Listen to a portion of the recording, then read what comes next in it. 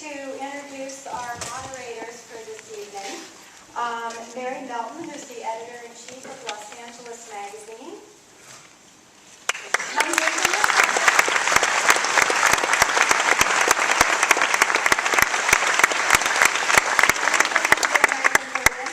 And Stephen Rebello, who's an accomplished author, journalist, and screenwriter. His widely quoted and revealing interviews with the famous and infamous have appeared in GQ, Cosmopolitan, and in Playboy, to which he is a contributing editor.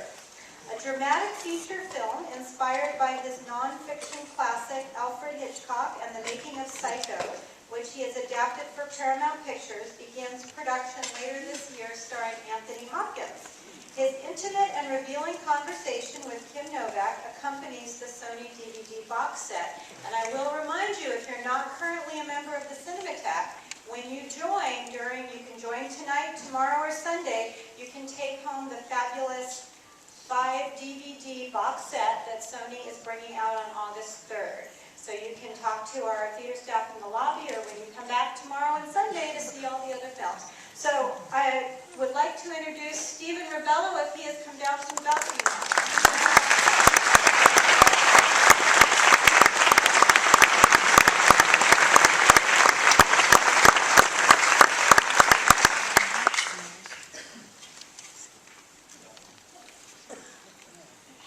Thank you. We've just seen Kim Novak cast her spell on James Stewart in Belton and Campbell. Later this evening, she will enchant Frank Sinatra in Pal Joey. Kim Novak's mysterious, yet deeply grounded screen presence has fascinated movie audiences, and yes, confused movie critics, ever since her memorable starring role in the 1954 thriller Pushover. Have her dazzling beauty and allure made some movie critics miss the simplicity, truth, and tension in Kim Novak's work?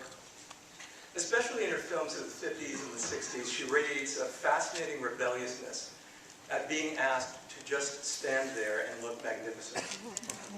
Sometimes, while her co-stars are busy acting, she grabs the eye and the heart by just being. Her performances convey a deep and touching need to be heard, to be understood. Hollywood presented Kim Novak as everyone's fantasy, but she was and is nobody's fool. Happily, time and distance have put actors and their films in entirely new perspectives.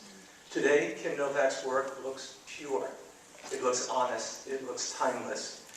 Qualities that are apparent in Sony's Kim Novak collection about to be released on DVD. It is my honor and my privilege to now welcome to the stage a film icon, a person of ferocious independence and integrity, and something you and I are not likely to see again in our lifetimes, a true movie star. Ladies and gentlemen, Kim Novak.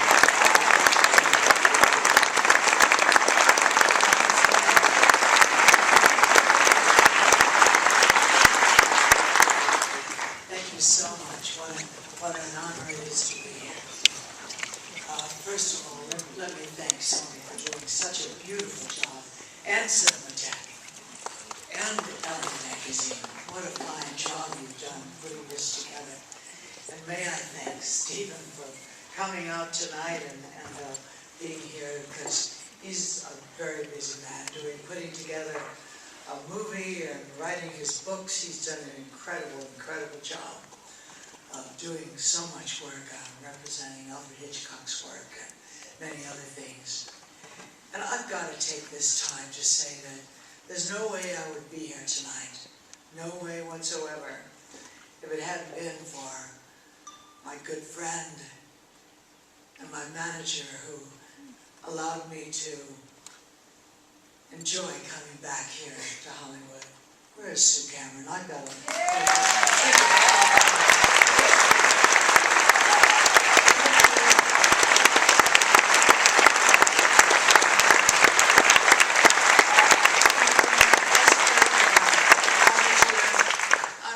no one like that because I don't think I'd be back here today.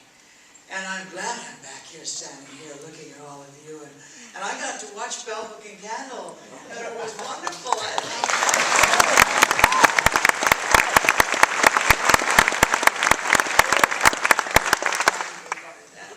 So, here we go. But thanks, everybody who was part of putting this together tonight. It was wonderful. You did a great job. Tim, I wanted to start off first by saying thank you for being here. Thank you from all of us for being here. Hopefully you can hear me okay up there. The Cinematheque actually was the winner of our Best Film Revival Series and a Best of L issue a couple of years ago, and this evening shows you why that was such an easy decision for us to make. What an honor it is to see a classic film like this, and know that you're in attendance and watching it with us is really a thrill. So thank you so much for being here. One thing that comes to mind when you watch this film in particular is your co-stars in this film. And it was an amazing ensemble, the way you worked together. I think one co-star in particular we all want to know a little bit more about, being that you are a well-known animal lover, and in fact married to that, is Pie Wacket.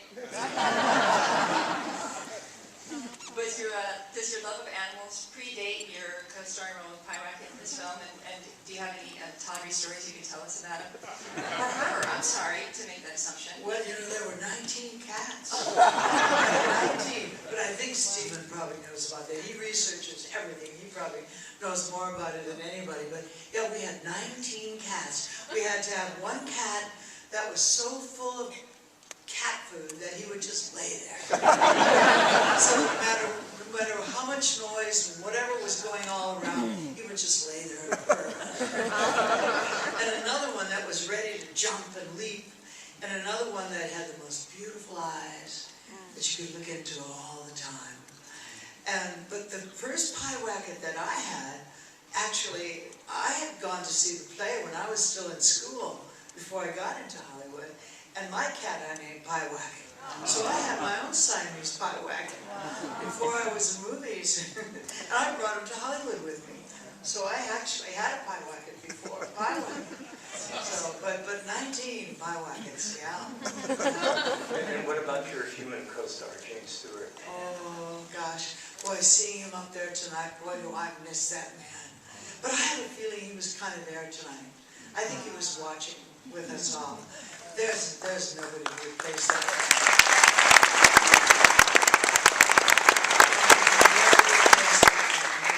He was the very, very best there is.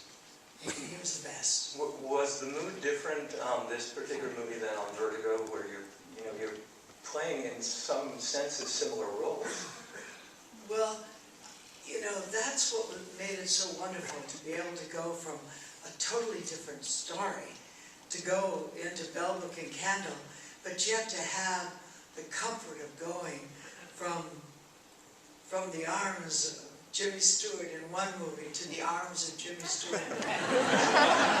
It just made that transition so beautiful, so painless, because it was still that same man. So it was a different story, but the two of us, both of us, just felt so good about changing the story, but still keeping that same rapport, because we had a great rapport. We worked so well together. We really did. And in fact, I remember near the end of the movie saying, gosh, Jimmy, can't we find something else that we could do together? But it was funny. He felt, no, I don't feel like I could be a leading man anymore. Isn't that funny? He just didn't feel like he could do that anymore. And I felt so bad about that. In fact, I remember sending him a script that that someone had sent me that I thought would be just a beautiful movie. Nothing that I would have been in, actually. It was a movie about a fisherman that I just thought he would have been so good in and all, but he you know, I don't know, I hated to see him, or I just hated to not see him anymore, period. I just, you know, he was just so wonderful. You know my favorite moment in the movie. My favorite image, it's the two of you when your feet are just together. Well, that was my favorite time. I'll never forget when we did that, because it was just before a lunch break. And it was like, when we came to the end of the scene, both of us, they said, all right, cut, lunchtime. And we both sat there, and we both decided not to have, they said, well, can we bring you your lunch? I said, well, we both skipped lunch that day. It felt so good just to have our bare feet next to each other. And it wasn't a moment of a sexual thing or anything. And I don't know that it was even sensual. It was just, it felt so good. I think it was such an intimate time of two people that were very, very close and grew very close to, as two people can be. That we sat there and they turned on all the stage lights, and we just sat on that empty stage and everyone else went to lunch, and we just sat there, the two of us, as close as two people could be, in warmth and friendship. It was just beautiful. Probably the happiest time that I could remember sharing with him. It was special. What about, this is such a joyous performance from Jack Lemmon. What was he like on the set? He was like a brother to me, you know. Yeah, we had good times. He was always so funny. He always brought a lot of humor. Yeah. You want to talk about Pal Joey? We're going to be seeing Pal Joey in a while. You and Frank Sinatra worked on Pal Joey and The Man with the Golden Arm. Did you experience any of his, we won't say very, did you experience any of his legendary difficult behavior on either movie? You know, it was funny. It was so different. I worked with him also on Man with the Golden Arm, and it was like working with two different people, as opposed to Jimmy Stewart with two different scripts of where I felt that continuance, you know, the same thread, the same vein of feeling. But working from Man with the Golden Arm to working with him in Pal Joey, it was like two totally different people. Frank Sinatra had such a range of emotions. It was like, because on Man with the Golden Arm, he was just so gentle and tender. And I remember one time when I stayed home, I was homesick. I caught a cold or something, and I couldn't go to work. And at the time, I was still living in the Studio Club, which was a club for girls starting out in show business. And at that time, I still didn't know how to drive a car or anything. And so I was homesick and all. And one of the girls said, "Guess Frank Sinatra just drove up his car," you know. All the girls were so excited. They were all looking out the windows. Frank Sinatra's out there. And of course, they never let a man out in the Studio Club above the first floor. I mean, no men were allowed. But all the girls were out there getting his autograph and everything. And he was delivering a box full of books by Thomas Wolfe, all of his books. And I'd never even read Thomas Wolfe at that time, but he wanted me to be, you know, have books and things to read. And of course, You Can't Go Home Again became one of my favorite books. And he was just so generous and kind. And then working in Pal Joey, it was like, wow, such a change. He was like really different. That's putting it kindly. He was kind of, well, and now, of course, I have hindsight, I can look back and I can understand it. He was getting into his character. He was playing Pal Joey. He was being the slick kind of guy that he was in Pal Joey. And I can understand that now, because when I played a role, I would be in character, and I would kind of be whoever the character was. And that's what he was doing. He was being slick, and I'd go up and try to talk to him, and he would just, you know, he was looking at all the girls and everything, and gee, he was different. you know, just me and pal Joey, so. Let's talk about another one of your co-stars from the Okay. film. During the 50s, the Hollywood publicist apparently pitted you against Rita Hayworth a bit, taking the side that you were maybe replacing her as the reigning sex goddess of the 50s. Did that impact your relationship at all? You know, I thought it would have, because all the press was writing all of these things, you know, talking about Rita Hayworth and saying that and I thought, oh God, I'm in for it. When I go to meet her, she's probably going to be staring me down and being real. But she was the sweetest person. She was nothing at all like she seemed on screen. I mean, on screen she looked, you know, like a real, you know, strong-willed kind of. But she was a real soft-spoken, real gentle, kind person. She was just as sweet as she could be. And, I mean, and when we did the dance rehearsals, she was always on time, and she just worked so hard, and she just was as nice as anybody could be. I loved working with her. She was a great gal, really a great person. I loved her. Did Mr. Sinatra show up for the rehearsals? Oh, that was a difficult time too. Here Rita Hayworth and I were there every day with Hermes Pan, who was the best. You know, he was a fabulous choreographer. And so Hermes Pan played the part of Frank Sinatra and did all the routines with him. And every day we kept expecting Frank to show up, and Hermes would say, well, he's not here, let's go through the routine. And we kept working away, and finally about 2 weeks went by, and Hermes said, well, today he's supposed to be here, so let's go and we'll do it. And we'll have him sit down in front and watch the routine. I'll stand in for him, and we'll dance, do the whole number. And we did. Frank came about an hour late. You know, we thought, okay, all right. So we went in and we did the whole thing. And it wasn't an easy number. We had to come sliding down these, sort of like in a fireman's, you know, down these. Part of it was in anyway. Anyway, so we slid down these ends, did a whole bit, and we got through the whole thing. We said, well, what'd you think, Frank? You know, and he said, well, I'll do that part, and I'll do this. I won't do this. I won't do that. I'll do this. I won't do that. He just tore it to ribbons. And it wound up that, I mean, it wasn't even like a fourth of what originally was planned. You know, we had worked so hard on that routine, and you know, I didn't feel so bad for myself because I was new in the game, and I was still, you know, new. But for Rita Hayworth, she was a star at Columbia Pictures. She was the main one, and she had to go through all of that, and yeah, it was torn to ribbons, you know. Anyway, so it was a shame that we didn't have to, but that's the way it is. You know, that's the way it was. So.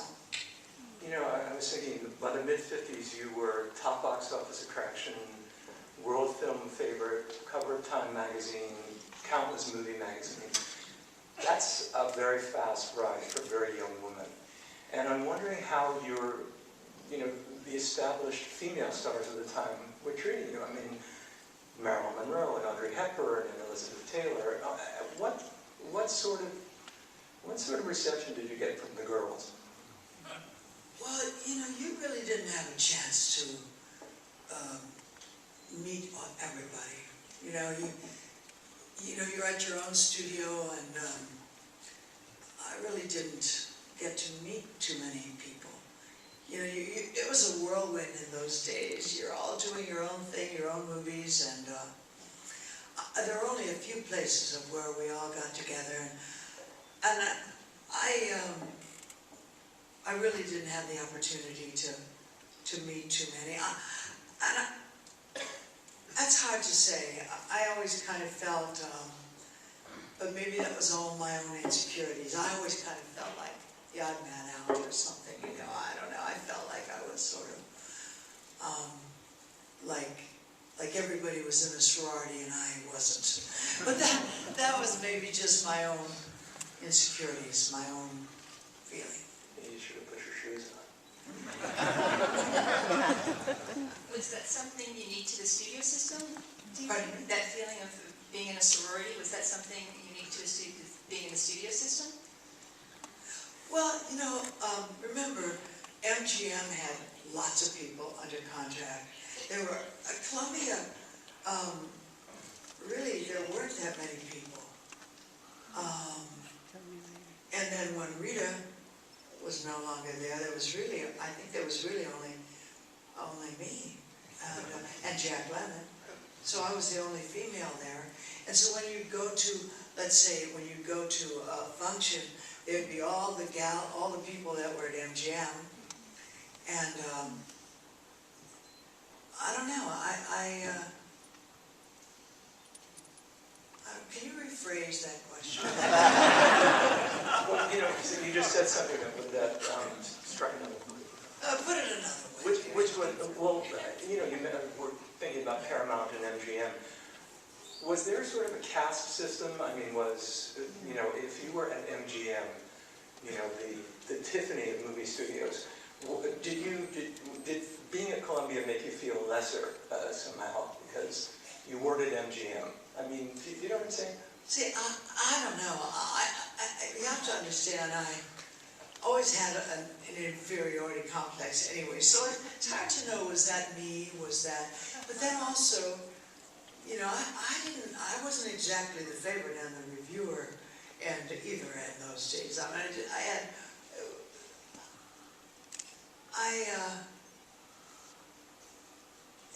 that's a hard thing to know if it's coming from your own sense of self-worth. Do you know what I mean? It's very hard to know where those feelings come from and how to recognize how true they are. Do you know how and it depends a lot on your own. Does anyone ever know that feeling of where you feel like it? You see a bunch of people. Okay, you see people talking and you think, are they laughing at me? You know, what are they talking about? Are they whispering behind my back? I had that feeling a lot. You know, what can I tell you? I was insecure, and let's say, and I guess I did always feel like I didn't belong to the sorority, or I wasn't part of, you know, for some reason. Well, it also wasn't as if Harry Cohn were making you feel Well, that's true. that you were the valued person that you were. Yeah. He was reading you terrible reviews, if you got terrible reviews. That's true. I mean, and if there were any good ones, he certainly didn't read them. I only know what they told me, you know. And Harry Cohn, part of it was because he didn't want to pay you any more money, you know. And so he would be the first one. It's true. He would call up, you know, when the reviews came out, he would call you and read you the reviews, and it was painful. You know, I have a lot of bittersweet memories, and that's part of why I wanted to introduce Sue to you, because it wasn't really until Sue came into my life and made me feel good about a lot of things, because I wasn't used to having a studio or anybody in my life that said, hey, you did good work. You know, it just was not familiar. You know,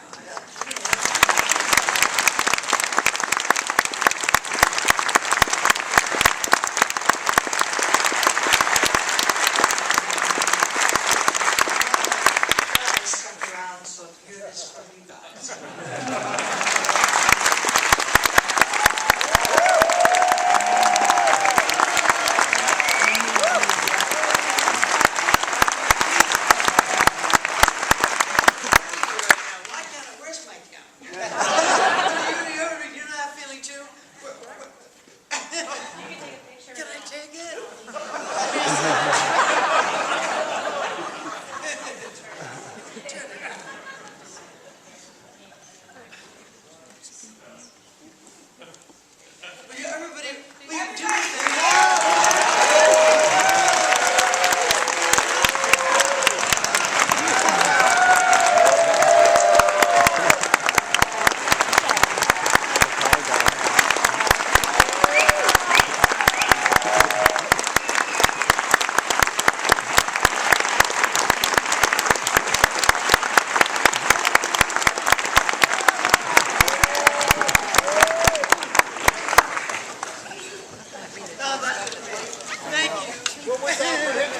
Novak.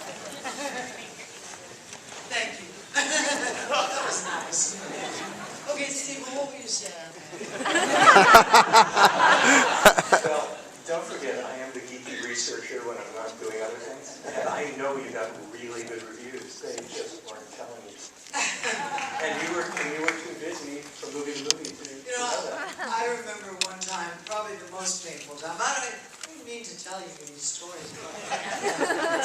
I remember one time I was in somewhere, and Time magazine had just done a cover of me, which should have been making me feeling really wonderful. But they had a story in there which Harry Cohn hadn't had a chance to call me on it. Inside it said I had a very small sense of humor and it did a terrible review or something. And at the time, this fan was reading me the review, and at the same time, someone was smoking a cigarette. And while they were telling me, the cigarette burned my arm, and I still have a scar from it. But I didn't feel the cigarette because what he was telling me was so much more painful that I never even felt it. But do you know what I mean? How those things can happen? But anyway, but that's okay because it's like my life has been so good. Honestly, I lead the most wonderful life. I've got an incredible husband that I get so much love and so much understanding from this man who shares the most wonderful life with me. Our love of animals and where's my husband? Right there.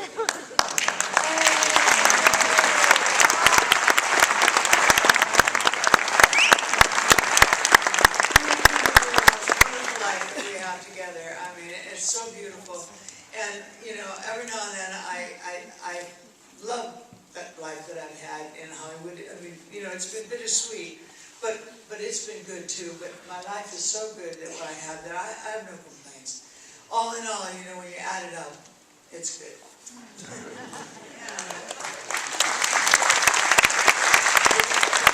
the audience in just a second. So if you have some questions, this will be a wonderful opportunity to do so. For someone who always had that feeling, Kim, I'm curious, how did you end up wanting to be an actress? I didn't. I never intended to be an actress. Is that what you? Yes. No, it never entered my mind. I always wanted to be an artist, actually, and I'd won scholarships to the Art Institute in Chicago, and that was my first love of painting, and that's what I do now. I paint in all mediums, and it's my passion. I love it, and I am doing some, I think, fine work in my art, and visual arts has always been. And so when my career, I stopped doing this, I followed through with my love of painting, and it's so wonderful because it's like it's like I haven't stopped being an artist. My art has taken me into another form, and so it's not like I've ever stopped being productive, because I'm fully productive and I don't have to worry about how I look or anything, because it's how my art looks, it's not how I look, and so that's great. It's really nice. What's the movie that's coming out of the box set that you're most interested in people experiencing for the first time or re-experiencing? Right behind you. Look at those titles. What do you think? What? You know, the one for me is I'm really looking forward to people experiencing Middle of the Night. Oh, I love that movie. That was such a great thing. It was, for me, the most incredible experience. For one, because my mom gets dry. For people who don't know, it's a screenplay by Patty Chayefsky after Marty, and it's really got rich dialogue, and she's terrific in it. Beautifully, beautifully written, beautiful script, and it was the first time I ever really had a chance to rehearse, and we rehearsed it like for a month, just like a stage play, and then we shot it in 2 weeks. It's so wonderful. This, the shooting didn't need to take that much time, but we rehearsed it just like a play, blocked it out. I felt like I was part of a team, a group effort of where we all had a chance to share and to contribute contribute our ideas. Gosh, I loved working on that. It was wonderful. Frederick March, a brilliant actor, so many really good performers in that. Wonderful. I loved working on that movie. It was great. Okay, Yeah. answer this very carefully because you know I'm a screenwriter. What current writers or directors might tempt you back to work? I mean, are there directors whose movies you see where you think that would be really interesting to work with him or her? No, I mean, there have been movies that I've seen that in the past where I thought, you know, that would have been something I would have liked to have done, but I don't think I'd want to do anything now. Should we open for So let's open this up for questions. We don't have a mic, so just please speak loudly. What was it like working with Alfred Hitchcock? It was wonderful, really, because he, as a director, knew exactly what he wanted as far as moves and as far as tempo, things like that, but he never messed with your mind as far as interpretation. And that's wonderful, because when I read a script, I have a feeling for the character, and he never messed with that. He allowed your interpretation, but he cared about the other things. Well, that was fabulous. I mean, mind you, I minded a little bit about, you know, because I feel that's part of the interpretation, what you wear and things like that. I did kind of not get along that much as far as what to wear. On the other hand, I didn't, in other words, like the gray suit I had to wear as a matter. But on the other hand, it was right that he did it because it made me uncomfortable. It was such a stiff outfit to wear, and the black shoes, it all made me uncomfortable. But that was so right for the character, because to play Madeline, it was important that she felt uncomfortable and very foreign in that. It added to the character, so he was right to do it, you know. It was the perfect thing to do. And that, it made me have to deal with that as the personality, to have to wear that and feel that discomfort, which made it more right for the character. But I loved working with him. He was a brilliant director, and I respected him a great deal. Okay. You got one over here. You got a light one right here. Good. You pick. Go ahead. Oh, thank you so much. First of all, it's an honor to have you here tonight. Thank you so much for being here. My question is, in the movie Picnic, what's the question? The question is the movie Picnic? Go ahead. We'll repeat the question if you can't hear it. Okay. What you had with William Holden, was that, I mean, you had such an unbelievable, it seemed to be a romantic situation with him. So I think the question is about the chemistry Yes. between William Holden and Miss Novak. Yes, thank you. You know, I have to say that I think so much of it had to do with the energy that was in the air when we were shooting that film. I'm serious, because there was a huge tornado going on in Kansas at the time, and I think the energy, because we were all so much aware of that energy and the fact that it was the whole area felt it. And that energy, he could feel, I could feel, everyone everyone could feel, and that was in us. And I do think that had a lot to do with it. You know, I really do. Of course it was the way it was written, I mean, the way it was directed, it was all of those things. And of course, William Holden was such an attractive man, and what we were playing was there, what we had to play. But I do think that the environment had so much to do with it too. I really do. I think it was all there. This gentleman here. Just a quick question. If you're able to, what would be your favorite movie that you made and why? The question was, what is your favorite movie and why? I think Middle of the Night actually was, and that was part of it was because of, again, beautiful writing. The script was so beautiful, and because of the fact that all of us worked as a team, and we were all part of it, and it was a team effort, and it was so, and I really identified so much with the character. Harry Cohn didn't want to do that movie. He didn't want me to do it. And I begged him to let me do it. I wanted to go to New York and do that and get into and I wanted to work with Patty Chayefsky. Patty Chayefsky was going to write a play for me. I wanted very much to do a play on Broadway. And I just loved shooting in New York. I loved the energy of it, and I loved that movie. It was very special. Right back here, yeah. Hello, Ms. Novak. Yes. Can you talk a little bit about Harry Cohn and Jean-Louis? Did you have any input in the process of the clothing? Both of these films have the most amazing clothing, and he made so many famous dresses. Jean-Louis, did you want to repeat his question? Oh, yes. The question was basically about the genius that Jean-Louis was and how we don't know him the way we know some other people. Yeah, so the costumes were incredible, and I know how you felt about Jean-Louis, so please tell us. To me, Jean-Louis was the greatest designer in Hollywood of all. Way better to me than any of the other designers. I think he had such a sense of, he read the scripts and he really cared about what action took place with the clothes. It wasn't just what the clothes looked like, but what you had to do in the scene. And so it really mattered. And I loved working with Jean-Louis, and so I could spend, very often I'd spend the whole day working with just a bolt of fabric, and he really appreciated that I loved to work with him.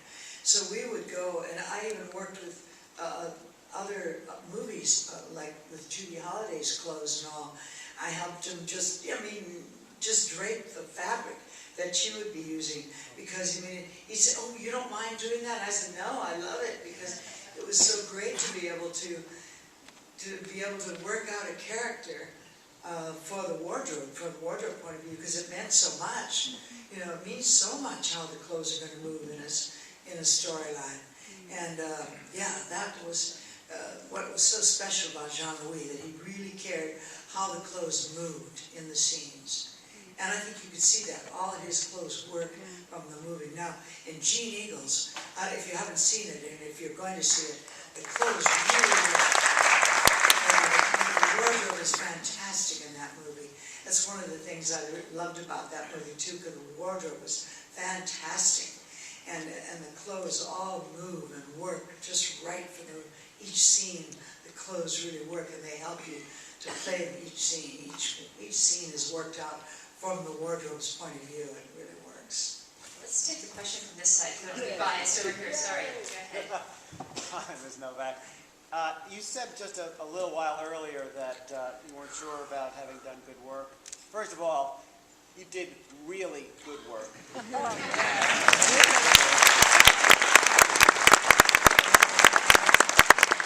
So many questions I could ask, but I was struck by something you guys said about you had a relatively very quick rise. In no time at all, cover of Time magazine, top box office star. Somebody who did not desperately want to be an actress, what did that feel like, number one? And number two, what of that whole part of your life did you enjoy the most, and what did you really not like about it? Did everybody hear? I hear more yays. Let's press on this. Yes. Yeah. Well, of course, I love the wardrobe part, as you heard. Because I love doing all of that, working out the costumes and all. Not just because of the glamour of trying on beautiful clothes, but because if I was going to work with them, I wanted them to move and to help me, in the scene. But I loved, and I didn't realize how lucky I was. I'm working on a lot of good scripts. Good dialogue and all, which made it so easy to learn. When you have a good script, like Picnic, gosh, I read it over a couple of times. I knew all the dialogue. It's because it was good. It was written so well. The words were they were natural. They were real. When you had a bad script, it was so painful. You could hardly remember any lines at all, because they didn't make sense. They weren't real.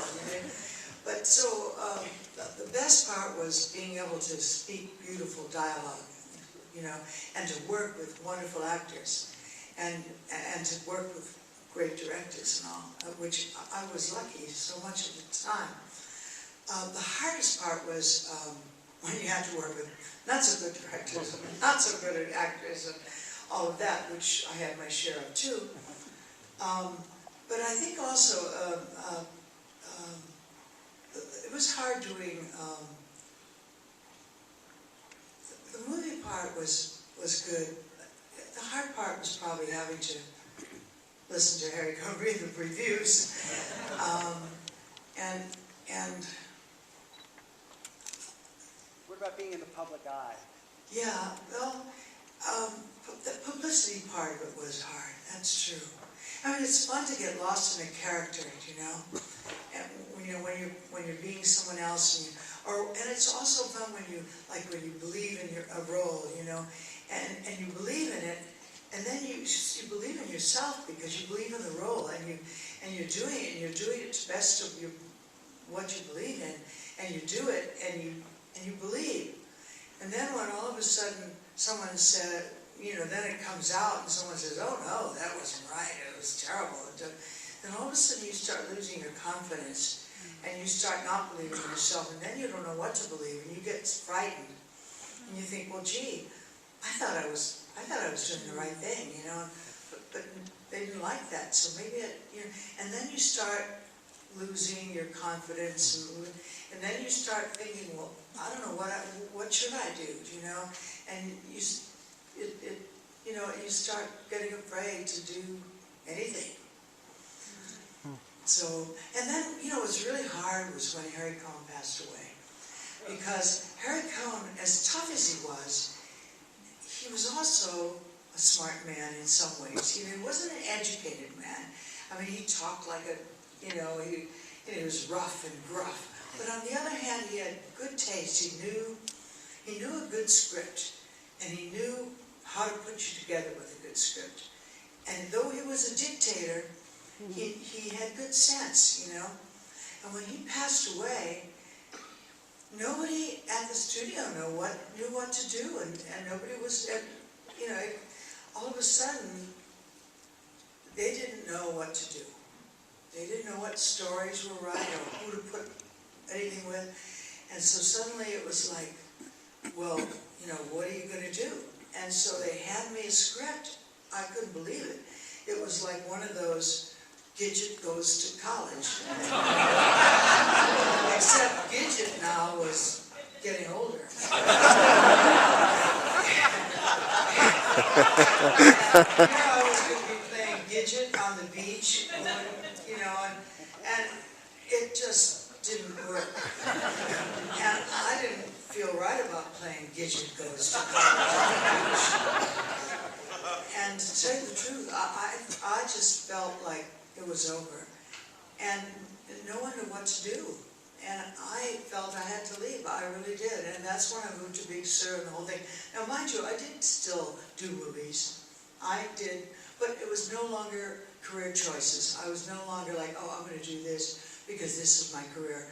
I decided to go and start painting again, to start looking for other ways of living my life, because I did not want to just stay, like so many people, just staying in Hollywood, waiting for a script to come along, because if this was any signs of what scripts were coming along, I didn't think it was, and I didn't see any point of staying around, for that, and just getting a year older and wasting my life that way. So I didn't stay. And I just, as I say, now and then did a movie, just to do a movie, something that I thought might be okay. So I did movies like Just a Gigolo, things like that were sort of, I don't know, interesting maybe, sort of, but they weren't career moves. I'm rambling. No. I wish we had time to do this all evening. We have time probably for one more question. So, From up here? let's go right here.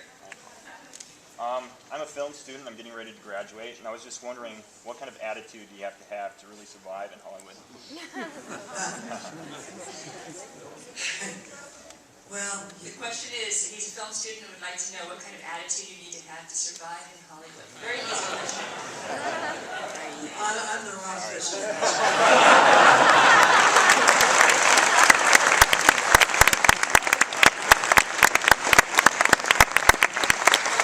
Thank you so much again for being here, and I really encourage everyone to come back tomorrow for, it's picnic in the middle of the night, I believe, tomorrow, and Sunday is Vertigo. And we are going to take a 10-minute break before getting up from your seats. If you could all just hang on for a second and let our guests exit. And about 10 minutes from now, we'll be starting Pal Joey. Right?